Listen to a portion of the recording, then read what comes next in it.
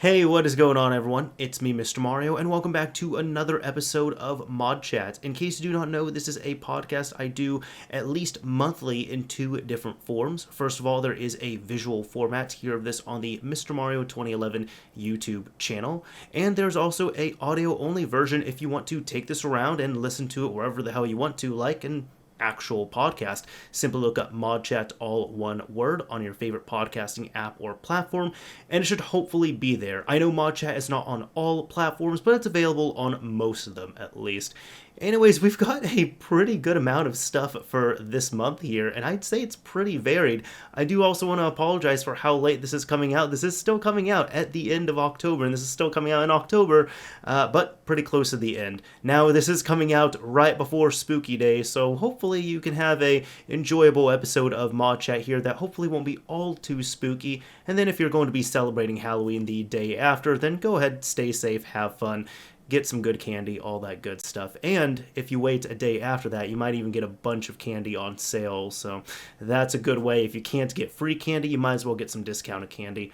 But aside from that, let's go ahead and jump into this month's topics here. And let's start it off right with PlayStation Vita because, well, Vita means life. Now, I gotta say, I always love covering these ports here, even if it's just real quick. But we're going to be covering the Final Fantasy V unofficial port to the PlayStation Vita.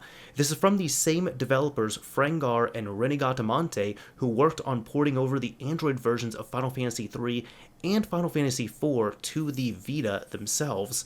And this is, again, using the ARM loader that the Flow had developed. Now, it's also giving additional credit to Darth Bellic for providing the live area asset. It's stating here, this is a wrapper port of Final Fantasy V Android for the PS Vita. The port works by loading the official ARM v7 executable in memory, resolving its imports with native functions, and patching it in order to properly run. And just like the other ports, the instructions here are really going to be about the same. Of course, you're going to need the purchased version of Final Fantasy V because you are going to have to extract the files from the APK. You're also going to need the Kubridge and FD-Fix plugins installed on the Vita that you have already modified, although you don't need FD-Fix if you're already using Repatch. So just a heads up right there, if you have Repatch set up, just skip the FD-Fix portion. You're going to need the libshack SUPRX extracted and set up on your Vita. If you have any of these other wonderful ports, including, like, for example, the San Andreas port, then you're already going to have this already extracted and set up. And then at this point, it's really just going through the process of getting this built, getting it extracted over to the Vita, and installing the VPK file itself. So here we go, another really awesome game that has been ported over to the Vita that is now running natively, Final Fantasy V. Doesn't get much better than that. Now, we're going to be covering some awesome PlayStation 4 news here, but I am going to say with both this and the PS5 news coming up, there are going to be firmware versions that will be mentioned. If you are interested in anything and you want to stay patient, stay offline, do not update your system, and in regards to anything such as a kernel exploit or even a homebrew enabler or a jailbreak, really both being about the same thing here, there's no news of that yet. There's no ETA win there. This is just going to be covering a WebKit exploit, which could hopefully lead to something, but it's not guaranteed to lead to a full jailbreak or even a kernel exploit because we still need that to be paired with this. However, at the same time, if you are on a lower firmware, do not be in a rush to update to these specific firmwares. Really just stay where you're at is what I'm saying here. But with that all being said, Slayer's Govy strikes yet again, releasing an operational WebKit exploit for firmware 9.00 on the PlayStation 4. Now again, this is a WebKit exploit. This does not have a kernel exploit. There is no public kernel exploit yet, meaning that there's also no jailbreak, there's no HIN, there's none of that available. This is what we need to get started, and if you compare this with a kernel exploit, there would be a jailbreak that would come out, but we're still far from that. However, this is still progress, and that's why I said do not update specifically to this firmware if you're on a lower firmware, and if you are wanting to stay on this firmware, stay offline, Hope for the best, but there's no guarantee of anything here. But getting into this, as stated on the wololo.net article, developer Slayers Gove has refined his port of the WebKit font face exploit and made it fully operational arbitrary read-write for PS4 firmware 9.00. Before you keep on reading and jump excitedly, please take time to read the disclaimer below. It even states here, do not update your PS4 just yet. Although this is an awesome technical breakthrough, this is a low reliability, user mode only exploit that for now is not useful to you as the end user. As always, just stay put on as low a firmware as you possibly can. Now it is noted here that only firmware 9.00 is impacted, and this cannot be ported to other firmwares like firmware 8.xx or even 7.xx. And it is stated here from developer Celeste Blue, might have been introduced in firmware 3.50 according to date, need to check. However, the vulnerability cannot be exploited in some conditions depending on how WebKit was compiled. For example, on PS4 firmwares 7.55 to 8.53, the font face set constructor returns with an exception that is propagated to JavaScript, preventing exploitation this way. It's also stated that this has low reliability in its current state. It states here, although this could get refined in time, in my personal tests, I have failed to run the exploit to completion after more than 50 attempts. I'm also seeing reports from people on Twitter who are clearly not getting the expected result, even though they might be believing they are getting the exploit to work due to the sheer amount of alert boxes that are being displayed in the process. I've only seen one confirmed report of success so far, and all the screenshots I've seen shared by scene members. And of course, I am going to reiterate this here, and I'm actually going to quote this directly on this. This, of course, the most important aspect here, a WebKit exploit alone is not enough for end users. Although in theory, such a user mode exploit could allow for a few nice things, including some not too demanding homebrew, in practice what the scene typically expects is a full jailbreak. In order to get a PS4 jailbreak, this WebKit exploit would need to be coupled with a privilege escalation kernel exploit, which we do not have at the moment, although CheatDevice has hinted that something might come on that front. We currently do not know if his exploit will ever be disclosed, and it's possible it's been patched with 9.00. And there are instructions showing how to test and confirm the font face exploit on your own PS4. So you'd really need to get the exploit itself from Slayers Gove's GitHub, and you could locally host it yourself, or you could find one which is available online already. You click on the HTML button and wait, and you should see a series of JavaScript errors. Click OK for each one, and they are these in order here, just showing on this. There's a whole lot of stuff here that I'm not going to be naming off, but if you're watching the visual of this, you'll be able to see it. However, it looks like here on Twitter, Yakuza Mink is trying this out, so we're just going to look at this video real quick. They are going through all the prompts here. Just waiting. Let's see. Here we go, and this is it, actually. Well, there's not enough free memory, and then click me. But the point is, if you see something like this right here, all these numbers, all these characters with the commas in between, that is the exploit working. So even as an added bonus, check this out. This actually is confirmed to even work on the PlayStation 5. The same exploit and everything on this, and it's stated here, multiple people have confirmed that Slayers Gove's implementation of the WebKit font face exploit works on PS5, although up to which firmware still needs to be entirely confirmed. The latest firmware 21.02-04.03 seems to be vulnerable, see below.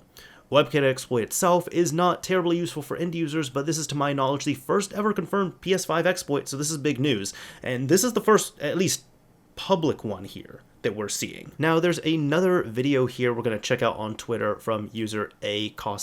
Let's go ahead and click this. Let's see how long this is, 41 seconds. Alright, so just going through this here, let's see. I'm trying to make sure we get all that there. Alright, going through this. I actually personally haven't even seen this video, so we're going to see how this goes. Got the JS value, alright. Keeps going, we got the array 256. There's a lot of pop-ups with this here. Butterfly, okay. Arrays 257.length, gotta keep going. Address of null, excuse me. Got fake object, there we go. This is it. So if you get this right here, yet again, all these numbers, all these characters, just with a bunch of commas in between them, separating them out, this means that your exploit is successfully working, and this is very good to see. I'm seeing if there's anything to the end here. But nope, that's about it with that. So that's really cool. Yet again, we have the exact same exploit implementation here working on firmware 9.00 on the PlayStation 4, as well as the current latest firmware on the PS5, which this was tested on 21.01-03.21.00. I don't like this. This is seriously how the firmware numbers are implemented on the retail versions of the PS5. This isn't dev stuff right here. This is the retail firmware number right here. Now, even though that wasn't fully demonstrated on the latest right there, Zeko Xiao is actually saying here, seems that Slayer's WebKit exploit works on the latest PS5 version without any modification, but don't update, dudes. It still needs a kernel bug, which is true. And it's also worth mentioning here, what does a PS5 WebKit exploit mean for the scene? Even just a WebKit exploit could open the door to some nice investigation of the PS5's internals. It would be fairly limited, but could let us access some sections of the PS5's RAM, and from there possibly fetch a few of the console's libraries. For reverse engineering, it's unlikely a kernel exploit would be found from there, but one can dream. And the instructions are the exact same as before, where you can get the exploit from the Slayer's Govy GitHub page, or find it yourself. If you're not going to host it yourself, you can just find a hosted version of it here. You click on the HTML button once you access this, and you have to go through all these steps here to get the series of comma separated numbers, and that means that this has worked. So there we go. We have one exploit that ends up hitting two systems, including one system that is still brand new, that is on the latest firmware. It's actually that, let me see if I can show that system right there, the PS5. This thing is huge, by the way, pause, but it's huge. Look at it. Why it's so big. I really want a PS5 Super Slim at this point, but either way, we still have something pretty cool here. Now again, just restating it, is this going to guarantee lead to anything? No. Is this going to guarantee a jailbreak for even the PS4? No. But we can stay optimistic, and this is at least exciting stuff for both PlayStation 4 and the PlayStation 5 modding scenes. Now, this is something for the Switch that I thought was very cool when I had seen it here, and this is from GBA Temp, and it states here that there's Saturn emulation using Cotton or Guardian Force on the Switch. Now, this is kind of going through this here, but this collection has problems, but I managed to get it to run any Saturn game you'd like and a few other notes. Game is using an emulator I cannot place. I don't see references in the main and IDA, though it might be in the Unity resource files. All the games here have unique INI files, but are encrypted, and I'm not entirely sure to what extent they can change the emulation per game. Quick instructions for injection. Create a directory for the title of your game in atmosphere/content. Replace bin and queue files. Rename your queue file based on the game. See below for reference. Do not rename the bin files. For other tweaks, see important posts and play. So for anybody who does not know, this is from user Lizreal2401, and it looks like, again, these are for some Sega Saturn games that were released on the Switch for, what are the two? Cotton and Guardian Force. Now, the cool thing is with these is that they're not ported, they're actually emulated, and it's just a bin queue version of the games itself running on an emulator on the Switch. And you can even see right here, it looks like there's cotton2.q, cotton2 switch ini, and then it looks like this is using the House of the Dead Japanese demo, so you have the bins right there, and they just ended up renaming the Q file from, House of the Dead, the Japan demo Q to cotton2.q, so therefore using layered FS, which means you're launching the game on the Switch, and then as long as you have coexisting files that are matching that you can pretty much swap in on the fly, you're able to launch this here. So it's able to bring in its own game, and this is so cool to see. Now, it's stating here, obviously, no longer actively working on this project. The community ran with this in a manner I didn't expect, and I love you all for going so far with this and the love for the Saturn, or of the Saturn. We'll continue adding thread marks and washing the space back to more hacky stuff. So there's two important posts right here. The first one is an injection script. This from Shadow256 stating, I've implemented a function in my ultimate Switch hack script to inject a game with changing of the title ID, etc. For now, a custom config.ini couldn't be injected without replacing the tools Saturn emu-inject tools config any file of the script. I'll try to make an update soon to at least allow the user to select their own ini file, or any, Sorry, but for now, I will not make a standalone version. Maybe one day, but not for now. If you want to test this, go to the Other Functions menu from the main menu, and you will see the Sega Saturn Inject function. So there's now a script that you can do this pretty easily, although it looked even pretty easy to do this before. There's also another post here which is highlighted for better write-up new info, and it has a compatibility spreadsheet right here that you can check. And it even states here, including links to required recommended configs. If nothing is listed, use Guardian Force's default config. CPU megahertz column is the overclock you'll need in handheld mode. If nothing is listed, then no overclocking is required. And then just information on contributing, or if games are missing, or, this still being a work in progress. Now, it looks like even here that you can use the 4 MB RAM expansion and even stretch widescreen, just making a minor change to the configuration file. And this is working for, it's stating 2, that was, Cotton and Guardian Force, but there's been 3 Switch games, Switch games that have, Saturn emulation on them. It's Guardian Force, Cotton Boomerang, and Cotton 2. Now, there's even an options menu on this as well that you can enable or disable. And then let's just take like a quick look at the compatibility here. And it's like people seem to be raving about this emulator because it's actually a pretty good emulator. So let's pick like Bug and Bug 2, for example, are perfect. Clockwork Knight is perfect, but Clockwork Knight 2 is unplayable. Although that's the USA version, the PAL version seems to work. That's kind of odd. Alright. Kyo Flying Squadron 2, the European version seems to work. Loaded, one of my favorites, seems to work perfectly. Nights into Dreams is almost perfect, although there is a very minor frame drop. But the only reason I notice this is due to the audio, otherwise you can't even tell. Panzer Dragoon and Panzer Dragoon Zui are perfect, but the Panzer Dragoon Saga, it says almost perfect. Minor audio cracks at random times. I was able to play on foot and riding on the dragon with no issue, or without issue.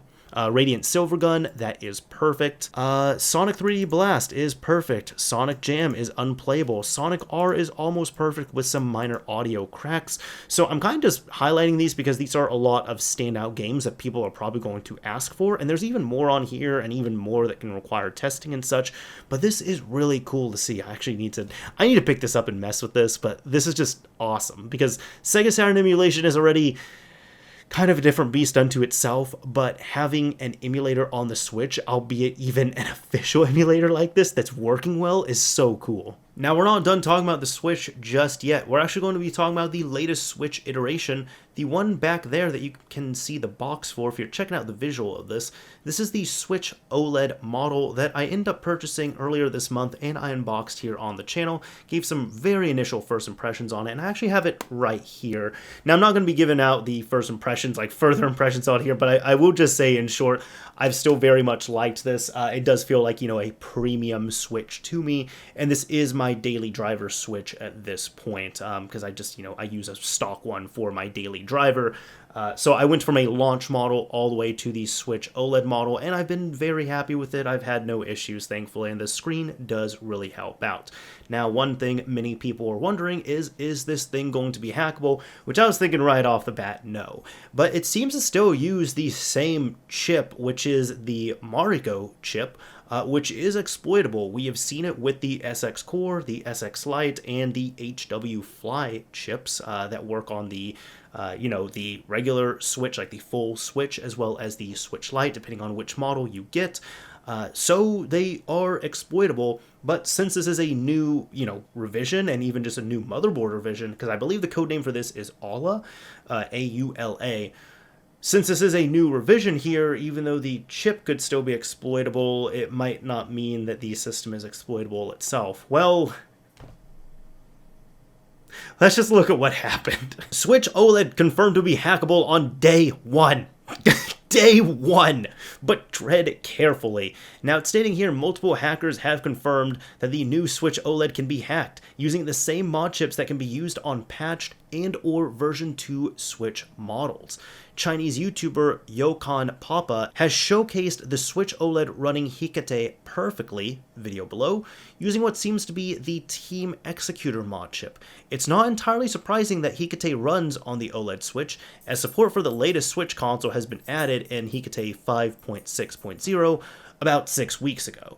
In parallel, all consoles seen hacker Balika011, and friend of the show on here, has published a series of tweets showing that he's got a hacked OLED Switch as well. And even another friend of the show here, scene member Colin Dram, has also confirmed some of the original findings from folks such as Cyrez M, namely that the D2P HDMI chip on the Switch OLED dock is a RTD2172N KBH-QH1. However, this is from Cyrez M, and I'm just going to read this directly here from the article itself, but this is the cited tweet here. Just a heads up, if you somehow find yourself in the circumstance of being able to do so, you should not run Atmosphere on OLED model Switches right now. Battery configuration is not implemented, and so Atmosphere will misconfigure battery on boot. That's good to know. But I do want to highlight what Balika was showing here. So there's actually 3, maybe 4 tweets I want to cite from Balika here. This was the first one that was very exciting. This is just a video here. He's turning on his Switch OLED model, and check it out. Hikate is running right there. Now this is the replacement bootloader, the open source bootloader that are able to, side load in here. And I am seeing here what it's talking about with the battery. So like, for example, the time is 000, but you can even see the temperatures not showing up. There's nothing showing up for the battery itself. And obviously this is running off a battery because it's not plugged into anything, but you're just seeing that none of this is configured or showing up on here. He's also confirming on this tweet here that this does respond to touchscreen input, because he was able to access this page here, which you need to actually touch the screen on. That was the initial thing, that the SX core chip could be soldered in here and you could use Hikate to launch this. However, none of the touchscreen functionality worked. But obviously to get to this point, he had to do it. And this is no doubt, some work that he has done, like software work as well too, because you could even see in this screenshot here that if you look at the bottom, the time is showing up, the temperature is showing up, the battery, like, I guess how much juice is being used right there, and then as well as how much percentage is left on the battery. That's all showing up now at this point, and this is showing as the SKU for 03 a la Mariko Retail. Like, everything is showing up as it needs to, so this is working here. The next thing here was very exciting, in which he is running on the system firmware 12.0.2 with Atmosphere 1.0.0 running on this. So he even took this one step further. Like, this does not have a public release, because at the time of recording this, Atmosphere publicly does not have support for ALA.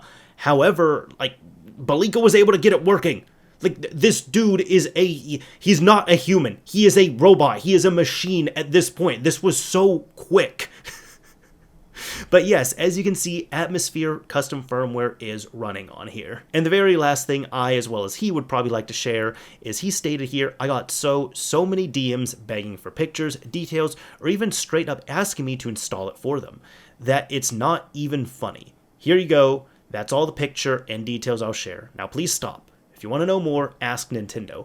And you can see this is his install photo.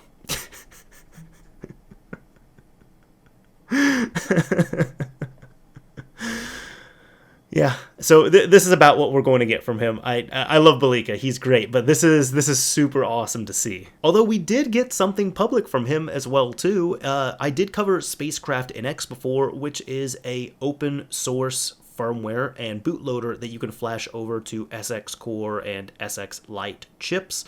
Now it does have its first update, the 0.2.0 update, which is the Spacecraft NX second release.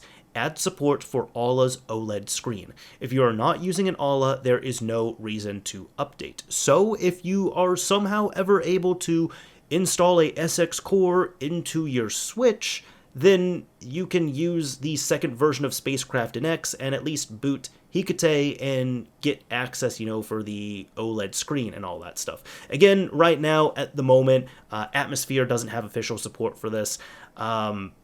yeah, that's about all you can do.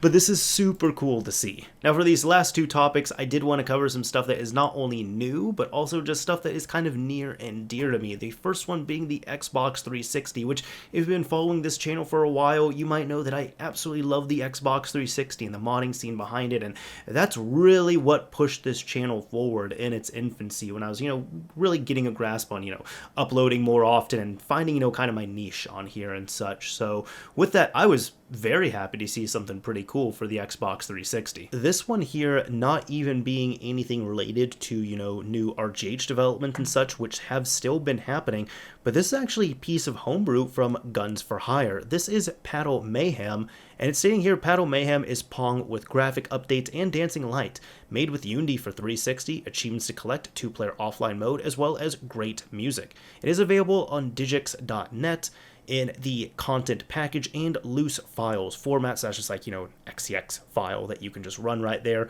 And this looks pretty cool. Like, this is a, newly released homebrew game for the Xbox 360 in 2021.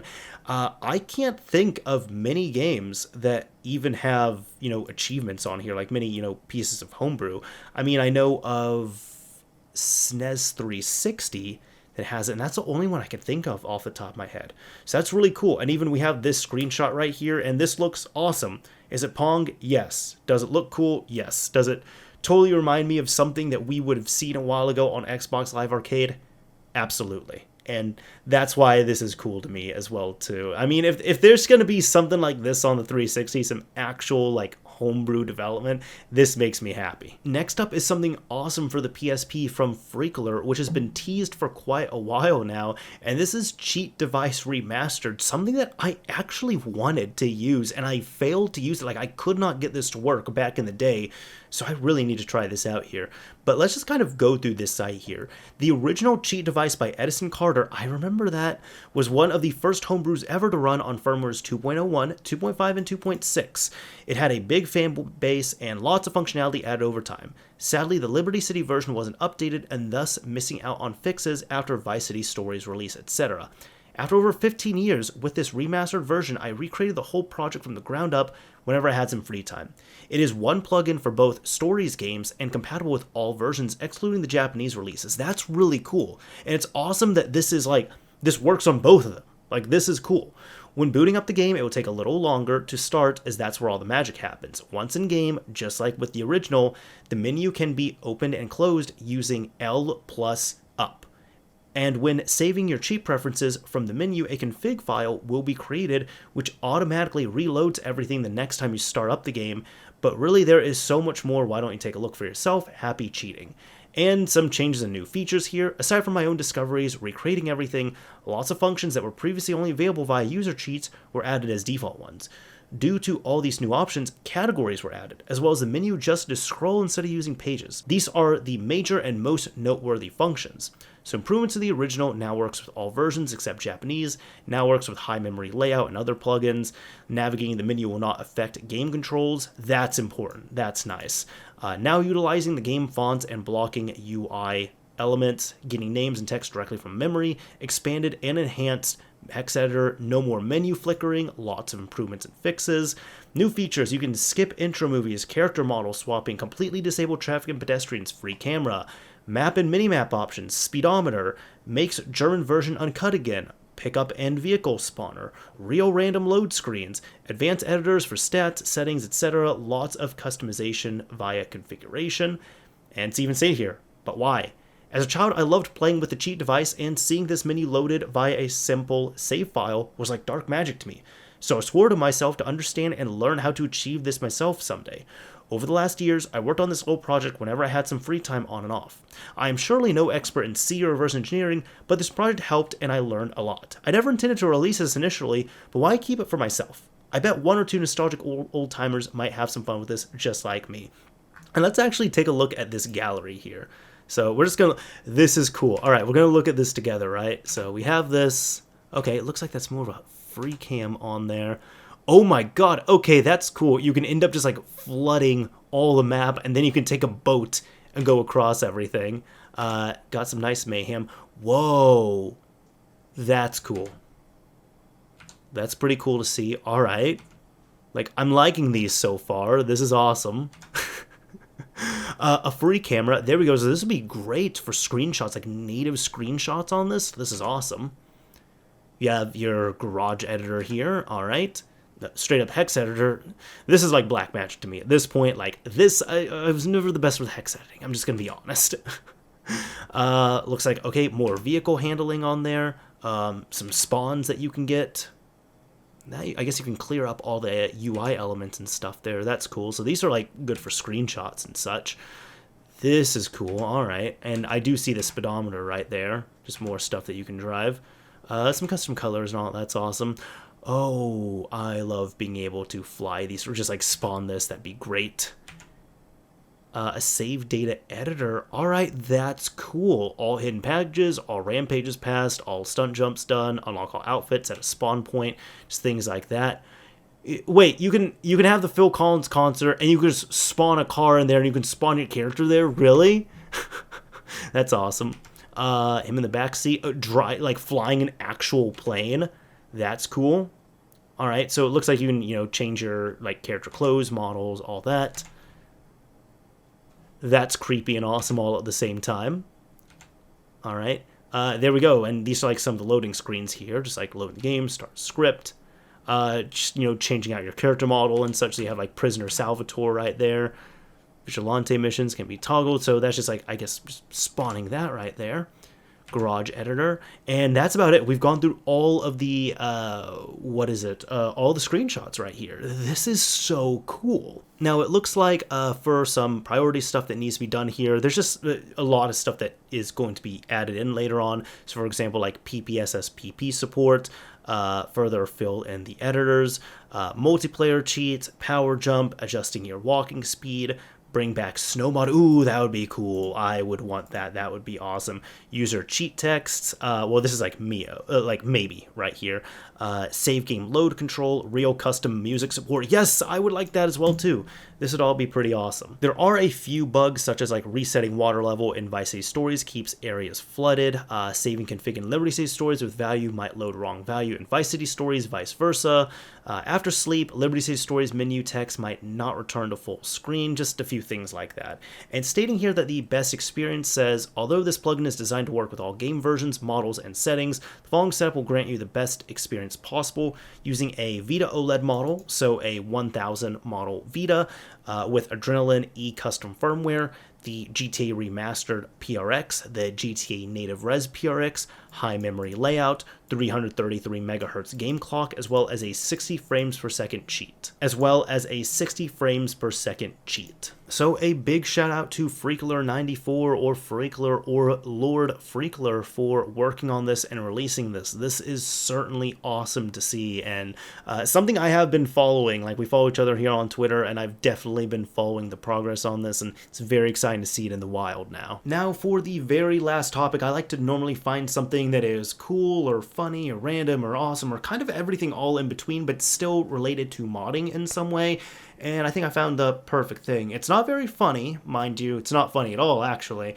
But it is cool. It's awesome. It's worth highlighting here, and it can certainly help with modding and especially repair. And it's actually going back to the Switch, and it is yet another really awesome thing that Belika ended up releasing on here. Let's check this out. These right here are board scans and models for the Switch. Now, this is the website that he has, and there is a regular Switch as well as a Switch Lite. You can just click on, whichever one you want. Let's check on, this one's technically Arista, so we're going to click on that. And here we go. We got board layers right here. Now, what is going on with this? Well, there are some controls in which you can go around, kind of look at this, zoom in, zoom out, and everything if you wish to. And this is a Arista board, like one of the original like launch model Switches. Most of the exploit ones that has been completely like unpopulated. Like everything here has been taken off. Now, at this point, you can flip the view, which I'm gonna kind of do that, but you can even switch between all your layers, so using W and S. So we have that, there. Just look at that. That's really cool. You can zoom in a ton right here.